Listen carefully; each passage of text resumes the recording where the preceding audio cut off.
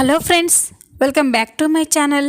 Friends, మీకు మా video నచ్చినట్లయితే వీడియోని లైక్ చేసి ఛానల్ని సబ్స్క్రైబ్ చేసుకోండి.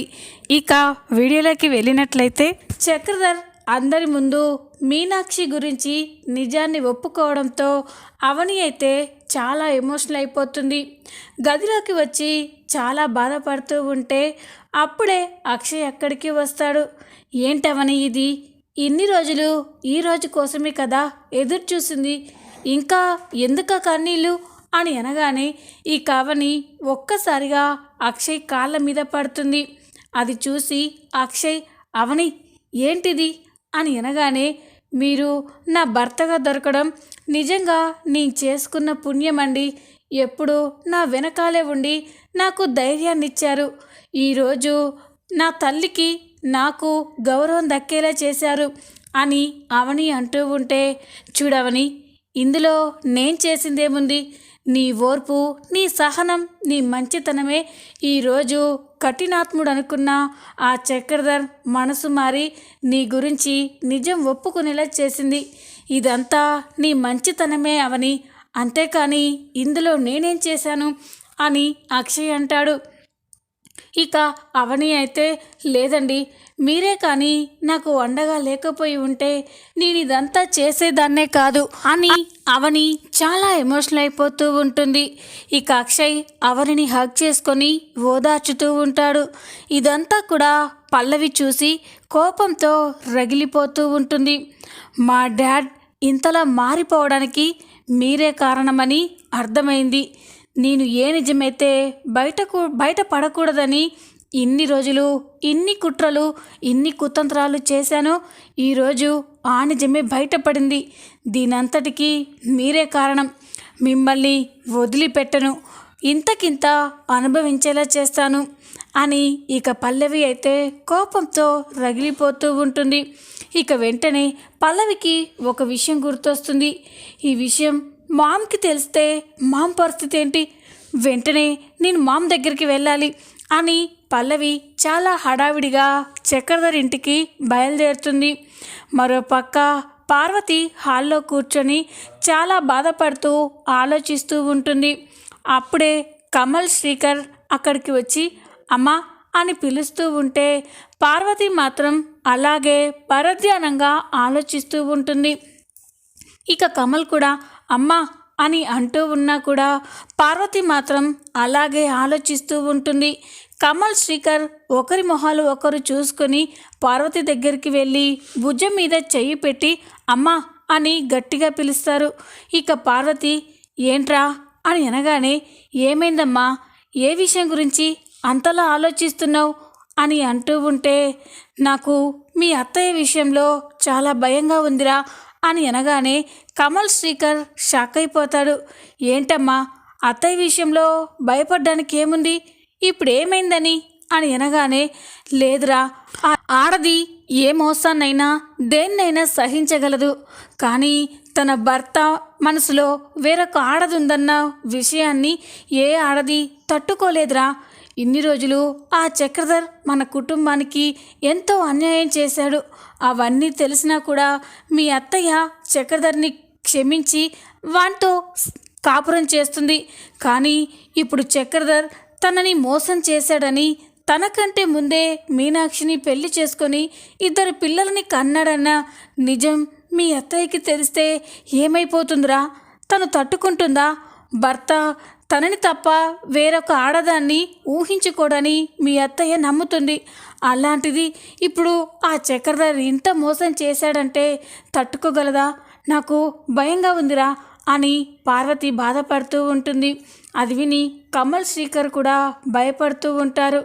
ఏంటమ్మా నువ్వు చెప్పేది వింటుంటే మాకు కూడా అత్తయ్య విషయంలో భయంగా ఉంది అని అనగానే, అవునరా, రాజేశ్వరి ఏమైపోతుందోనని భయంగా ఉంది అని అంటూ ఉంటే ఇక కమల్, అమ్మా నువ్వు ఎక్కువగా అత్తయ్య గురించి ఆలోచించి బాధపడకమ్మా. పల్లవి వెళ్ళింది కదా, అక్కడ ఏమైనా జరిగితే పల్లవి ఫోన్ చేస్తుందిలే, నువ్వు ధైర్యంగా ఉండమ్మా, తర్వాత మనం అత్తయ్య దగ్గరికి వెళ్ళి మాట్లాడదాం అని కమల్ శ్రీకర్ చెప్తూ ఉంటారు. ఇక పార్వతి, లేదురా, నేను వెంటనే రాజేశ్వరి వదిన్ని చూడాలి, అప్పటి వరకు నా మనసు ప్రశాంతంగా ఉండదు అని పార్వతి అంటూ ఉంటే అప్పుడే అవని అక్కడికి వస్తుంది.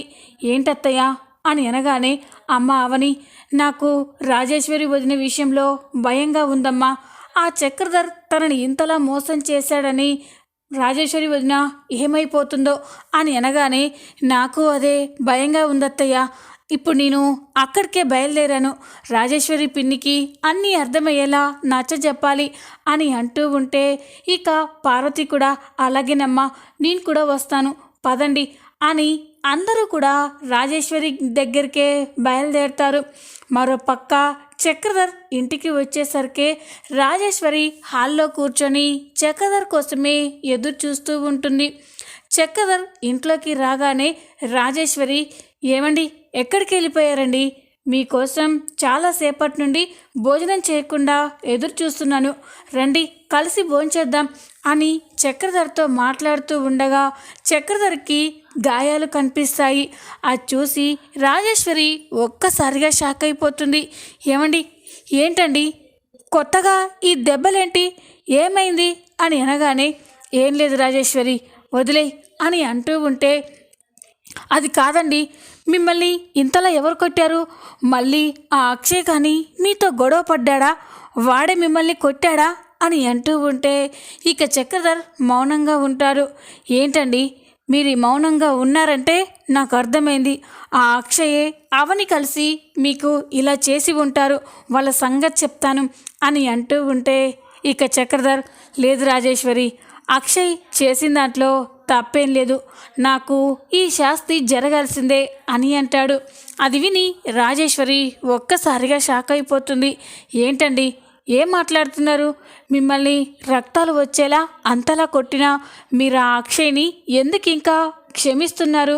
మీరు క్షమించినా నేను క్షమించను, ఇప్పుడే నేను అక్కడికి వెళ్ళి వాడంతు చూస్తాను అని రాజేశ్వరి కోపంగా అంటూ ఉంటే ఇక చక్రధర్, లేదు రాజేశ్వరి, ఒక ఆడదానికి మోసం చేసినందుకు నాకు ఈ శాస్తి జరగాల్సిందే అని అనగానే రాజేశ్వరి ఒక్కసారిగా షాక్ అయిపోతుంది.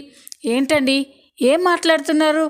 మీరు మోసం చేయడం ఏంటి అని అనగానే ఇక చక్రధర్, రాజేశ్వరి, ఇన్ని రోజులు నీ దగ్గర ఒక నిజాన్ని దాచాను, నిన్ను మోసం చేయడం కాదు, నిజాన్ని మాత్రమే దాచాను, దానికి నన్ను క్షమించు రాజేశ్వరి అని అంటూ ఉంటే ఇక రాజేశ్వరి షాక్ అయిపోయి చూస్తుంది. ఏంటండి ఏం మాట్లాడుతున్నారు మీరు అని అనగానే, అవును రాజేశ్వరి, మీనాక్షి ఎవరో కాదు, నా మొదటి భార్య అని అంటాడు. అది విని రాజేశ్వరి ఒక్కసారిగా షాక్ అయిపోతుంది. ఏంటండి మీరు అనేది అని అనగానే, అవును రాజేశ్వరి, మీనాక్షి నా మొదటి భార్య, అవని భరత్లు నాకు మీనాక్షికి పుట్టిన పిల్లలు అని అనగానే రాజేశ్వరి ఒక్కసారిగా షాక్ అయిపోతుంది. లేదు నేను నమ్మను అని అంటూ ఉంటే, నువ్వు నమ్మినా నమ్మకపోయినా ఇదే నిజం రాజేశ్వరి, నేను మొదట మీనాక్షిని పెళ్లి చేసుకున్నాను, అవని భరత్లు పుట్టాక డబ్బు కోసం మాయమాటలు చెప్పి నీ మెల్ల తాళి కట్టాను, మీనాక్షిని రోడ్డున పడేశాను, ఇన్ని రోజులు తనకి తన పిల్లలకి అన్యాయం చేశాను, కానీ ఇప్పుడు నాకు జ్ఞానోదయం అయింది, వాళ్ళకి ఎంత అన్యాయం చేశానో నాకు తెలిసొచ్చింది, అందుకే ఈరోజు అందరి ముందు మీనాక్షి నా భార్య అని, అవని భరత్లు నా పిల్లలని ఒప్పుకున్నాను అని అనగానే రాజేశ్వరి ఒక్కసారిగా షాక్ అయిపోతుంది. లేదు నేను నమ్మలేను అని అంటూ ఉంటే, నువ్వు నమ్మినా నమ్మకపోయినా ఇదే నిజం రాజేశ్వరి, అలాగని నువ్వంటే నిన్ను మోసం చేయడం కాదు, నిజాన్ని మాత్రమే దాచిపెట్టాను, నువ్వు లేకుండా నేనుండలేను రాజేశ్వరి అని ఇక చక్రధర్ అంటూ ఉంటే అప్పుడే అక్కడికి పల్లవి వస్తుంది. పల్లవి అక్కడికి వచ్చేసరికి రాజేశ్వరి ఏడుస్తూ ఉంటుంది. ఛీ, మీరు ఇంత నీచుడని అనుకోలేరు, మీరు ఎన్నో దారుణాలు చేశారు, ఎన్నో నేరాలు చేశారు, అయినా సహనంతో భర్త అని భరించాను, నా పుట్టింటికి మీరు ఎంతో అన్యాయం చేశారు, తీరని ద్రోహం చేశారు, అయినా కూడా నేను మిమ్మల్ని సమర్థించి నా భర్తే నాకు ఎక్కువ అని వాళ్ళకి ఎదురు తిరిగాను, అలాంటి నన్ను మీకు ఎలా మోసం చేయాలనిపించింది? కానీ ఇన్ని రోజుల నుండి పాపం ఆ మీనాక్షిని ఎంతగానో మాటలని అవమానించాం, చిత్రహింసలు పెట్టాం. కనీసం అప్పుడైనా మీనాక్షి మీ భార్య అని నాతో చెప్పాలనిపించలేదా అని అంటూ ఉంటే చక్రధర్ అయితే బాధపడుతూ చూస్తూ ఉంటాడు. పల్లవి అక్కడికి వచ్చేసరికి ఇక రాజేశ్వరి అలా ఏడుస్తూ ఉంటుంది. ఇక పల్లవి మామ్ అని వెళ్తూ ఉంటే ఇక చక్రధర్ అయితే రాజేశ్వరి అని రాజేశ్వరిని పట్టుకోబోతూ ఉంటాడు.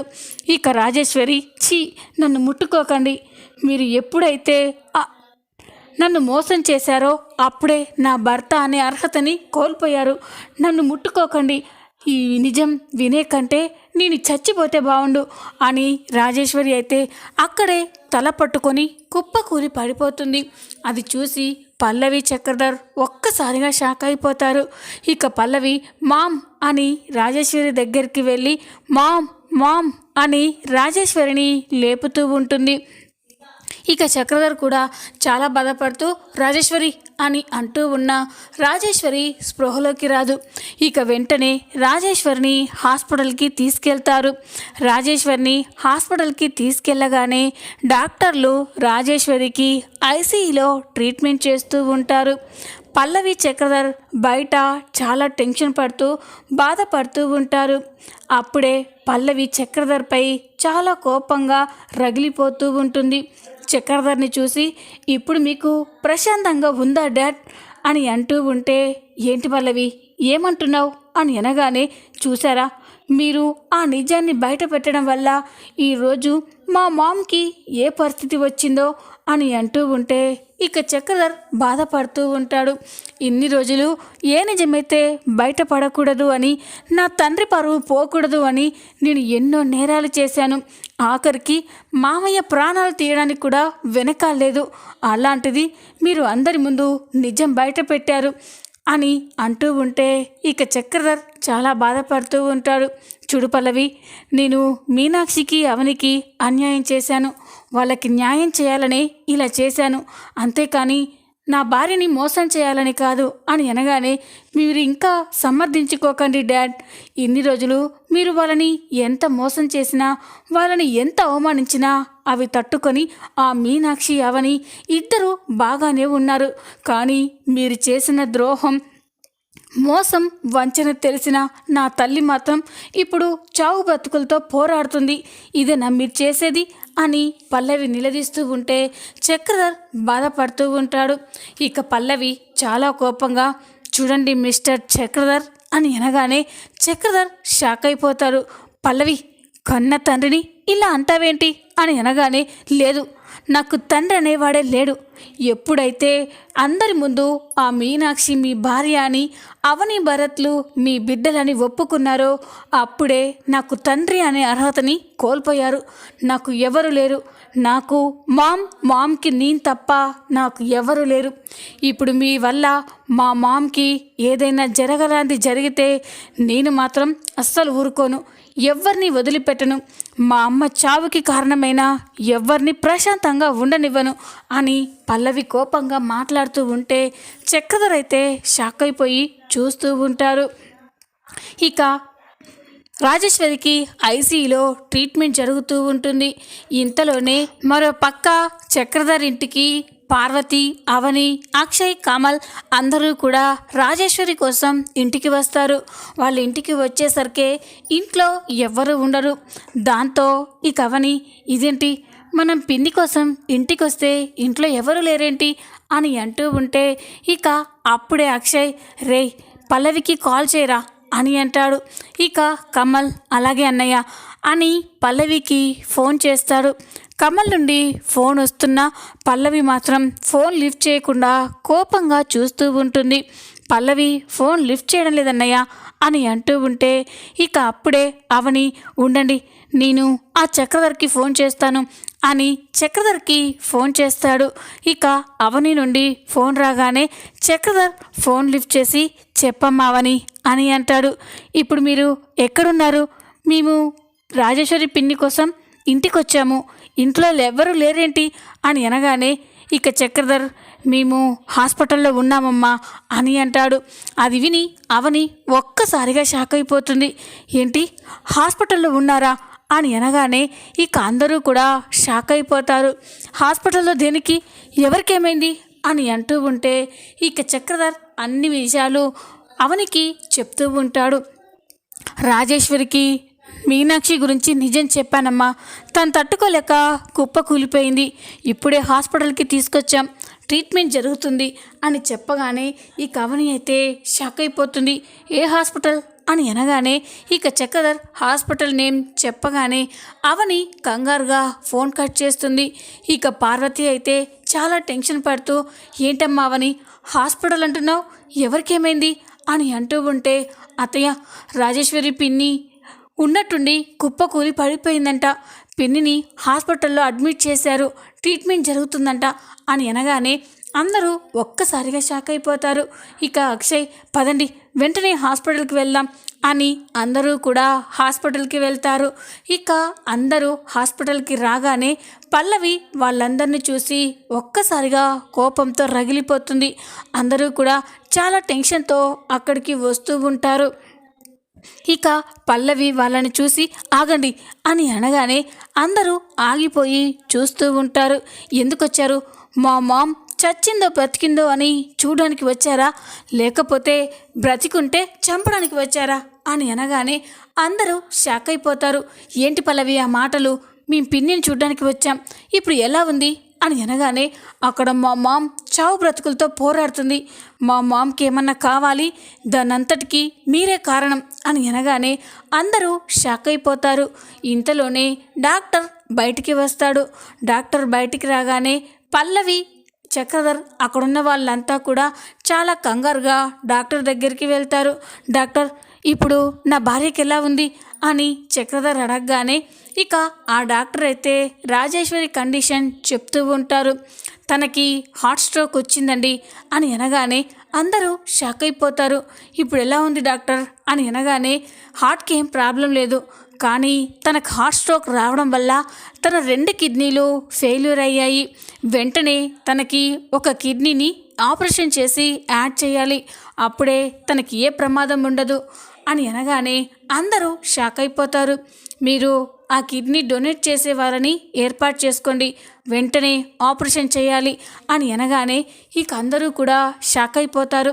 అప్పుడే పల్లవి డాక్టర్ మా మామ్కి నేను కిడ్నీ ఇస్తాను, నా కిడ్నీ తీసి మా మామ్కి ఇవ్వండి అని అనగానే చక్రధర్ కూడా అవును డాక్టర్, నా భార్యకి నా కిడ్నీ కూడా ఇస్తాను అని అంటాడు. ఇక అక్కడే ఉన్న అవని, అక్షయ్, కమల్, శ్రీకర్ వాళ్ళంతా కూడా అవును డాక్టర్, మా అత్తయ్యకి మాలో ఎవరి కిడ్నీ సూట్ అయితే వాళ్ళ కిడ్నీ తీసుకోండి, మా అత్తయ్యకి ఏం కాకూడదు అని అనగానే ఇక డాక్టర్ ఓకే, మీ అందరి బ్లడ్ శాంపిల్స్ కలెక్ట్ చేసి రిపోర్ట్స్ని బట్టి ఎవరి కిడ్నీ మ్యాచ్ అవుతుందో తర్వాత చెప్తాను అని అనగానే ఇక అందరూ కూడా సరే అనుకుంటారు. అందరి దగ్గర బ్లడ్ కలెక్ట్ చేసి రిపోర్ట్స్ కోసం ల్యాబ్కి పంపిస్తారు. కాసేపటి తర్వాత రిపోర్ట్స్ కూడా వచ్చేస్తాయి. ఆ రిపోర్ట్స్ రాగానే ఇక డాక్టర్ వాళ్ళ దగ్గరికి వచ్చి మీ బ్లడ్కి సంబంధించిన రిపోర్ట్స్ వచ్చాయి అని అనగానే ఇక అందరూ కూడా చెప్పండి డాక్టర్, మాలో ఎవరి కిడ్నీ మా అత్తయ్యకి మ్యాచ్ అవుతుంది అని అక్షయ్ అనగానే సారీ అండి, మీ అందరిలో ఎవరి కిడ్నీ కూడా ఆవిడకి మ్యాచ్ కాలేదు అని అనగానే అందరూ ఒక్కసారిగా షాక్ అయిపోతారు. ఇక పల్లవి ఏంటి డాక్టర్, ఇంతమంది ఉన్నాం, ఎవరి కిడ్నీ మ్యాచ్ అవ్వకపోవడం ఏంటి అని అనగానే సైంటిఫిక్ ప్రకారం కొన్నిసార్లు ఇలాగే జరుగుతుందమ్మా, రేర్గా ఎవరికి కిడ్నీ సూట్ కాదు అని అనగానే ఇక అందరూ కూడా షాక్ అయిపోతారు. ఇక పల్లవి అయితే ఏడుస్తూ ఉంటుంది. అంటే మా మామ్ ఇక బ్రతకదా అని బాధపడుతూ ఉంటుంది. ఇంతలోనే అక్కడికి భరత్, ప్రణతి, మీనాక్షిలు కూడా బాధగా ఏడుస్తూ అక్కడికి వస్తారు. ఇక చక్రధర్ దగ్గరికి వచ్చి ఏమండి ఇప్పుడు రాజేశ్వరికి ఎలా ఉంది అని అంటూ ఉంటే ఇక చక్రధర్ అయితే బాధగా చూస్తూ ఉంటాడు. ఇక పల్లవి అయితే మీనాక్షిని కోపంగా చూస్తూ ఉంటుంది. అప్పుడే అవని అమ్మ పిన్నికి 2 కిడ్నీలు ఫెయిల్ అయ్యాయంట, ఇప్పుడు అర్జెంటుగా పిన్నికి ఆపరేషన్ చేసి కిడ్నీ పెడితేనే పిన్నికి ఏ ప్రాబ్లం ఉండదని డాక్టర్స్ చెప్తున్నారు. కానీ మాలో ఎవరి కిడ్నీ కూడా పిన్నికి మ్యాచ్ అవ్వడం లేదమ్మా, ఏం చేయాలో అర్థం కావట్లేదు అని అనగానే మీనాక్షి అయితే ఒక్కసారిగా షాక్ అయిపోతుంది. ఏంటవని నువ్వు అనేది అని అనగానే, అవునమ్మా 24 గంటల్లో ఆపరేషన్ చేయకపోతే పిన్ని బ్రతకదని చెప్తున్నారు. కానీ పిన్నికి సరిపోయే కిడ్నీ ఎవరి దగ్గర లేదు అని అనగానే ఇక మీనాక్షి అయితే షాక్ అయిపోతుంది.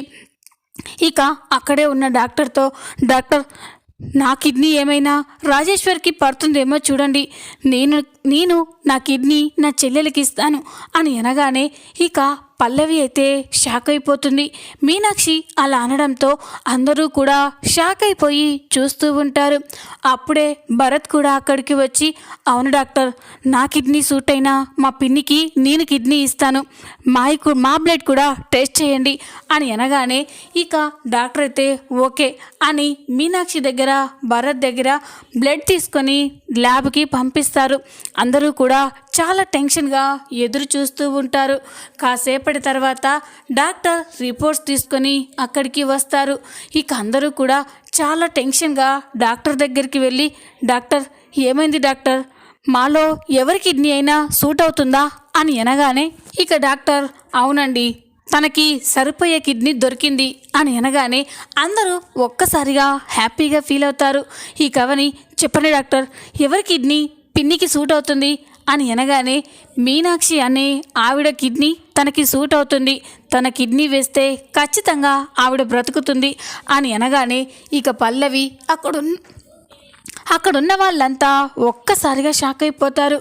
ఇక పల్లవి అయితే ఇదేంటి, మా మామ్కి నా కిడ్నీ సూట్ అవ్వాలి, కానీ ఎవరో అయినా ఆ మీనాక్షి కిడ్నీ సూట్ అవ్వడం ఏంటి, ఆ మీనాక్షి కూడా మా అమ్మకి కిడ్నీ ఇవ్వడానికి ఒప్పుకోవడం ఏంటి అని పల్లవి అయితే చాలా బాధపడుతూ చూస్తూ ఉంటుంది. చూద్దాం రాబోయే ఎపిసోడ్లో ఏం జరగబోతుందో. ఈ వీడియో కనుక మీకు నచ్చినట్లయితే లైక్ చేయండి, సబ్స్క్రైబ్ చేసుకోండి. Thanks for watching.